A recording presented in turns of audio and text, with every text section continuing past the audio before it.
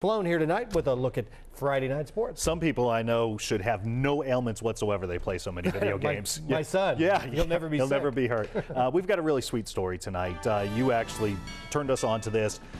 Coach Gene Stallings in Tuscaloosa today to unveil a painting of his beloved son, John Great Mark. story. Many people know John Mark Stallings. We'll show you the painting when we come back. Now, Nbc13Hd Sports. While the Auburn Tigers will be at the Outback Bowl on New Year's Day, running back Eric Smith will just be out. Smith declared academically ineligible for the game. He'll be back with the team in January. The Tigers held their fourth workout of the week today down on the Plains as they get ready for their game against Northwestern in Tampa. The good thing about bowl practice, Coach Gene Chizik says, is getting young players some extra practice time before the spring.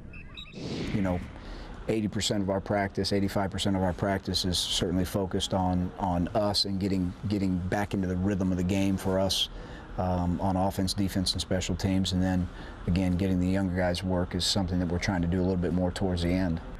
The good news for Chizik, 8 football players graduated from Auburn today. Congrats to them. Remember, auburnchannel.com is your spot for continuous coverage of the Tigers 24 hours a day.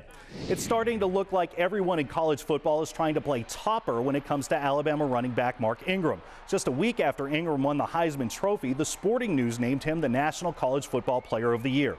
The Tide returns to practice tomorrow in Tuscaloosa. The national championship against Texas is just 20 days away. A sweet moment at the Bryant Museum in Tuscaloosa today. Former Tide coach Gene Stallings helped unveil a painting of his late son, John Mark. Johnny, as he was known, died in 2008 at 46 years old. He had Down syndrome and was a fixture by his dad's side wherever he went. Coach Stallings said artist Steve Skipper's painting will help keep Johnny's memory alive for all who knew him. You know, every night when I would put Johnny to bed, he would always say, "Pop, what man you gonna do tomorrow?" And it didn't really make any difference what it was.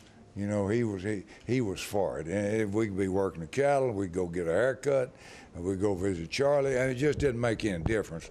But he wanted to know, so those memories I have. Johnny's buried on our ranch, and it's a beautiful cemetery. It sort of looked like a rose garden, and we go down there quite frequently.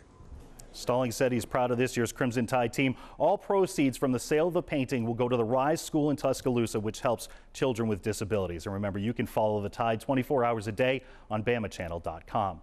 You'll have to forgive UAB coach Mike Davis if he forgets to pack socks for tomorrow's game in Mobile against South Alabama. It's been more than a month since the Blazers have played a road game. UAB is now 9-1 after blasting Cincinnati Wednesday night. It's one of the best season starts in their history. For the 10th time in 13 years, members of the PGA Tour have voted Tiger Woods Player of the Year. Some jokes write themselves, don't they, Royer? Woods won 6 tournaments this year, captured the FedEx Cup, and won the money title. Of course, he probably will only be able to keep about half that money. I'm sure wherever he is, Tiger's excited to know his name will be in the paper tomorrow. Finally, check this out. Royer and I have another entry in our Most Annoying Neighbor in the World contest. How would you like to live next to this guy? He puts Clark Griswold to shame with 43,000 twinkling lights all synchronized to music. He lives in Spring, Texas, and it turns out he's one of us. Take a listen.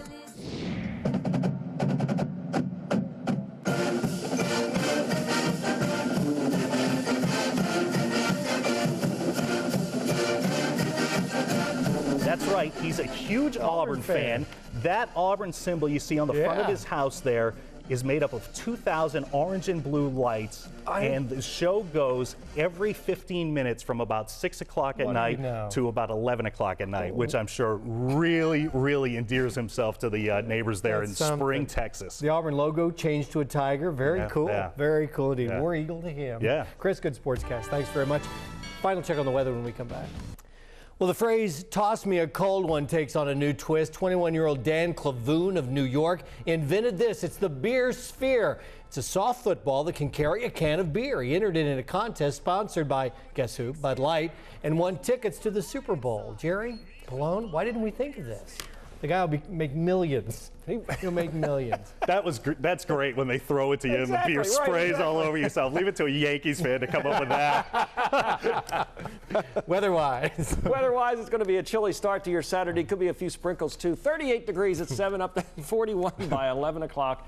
in the morning. Maybe a few flurries later on tomorrow. Fenway early, Yankee shot tonight. I tell you, it's tough. It's been a tough year. It has. Thanks very much for watching our newscast. We appreciate it. It continues tomorrow morning at 8 a.m. You can get news, weather, and sports 24 hours a day at NBC13.com. Say goodnight, boys. Good night, boys. Good night, boys.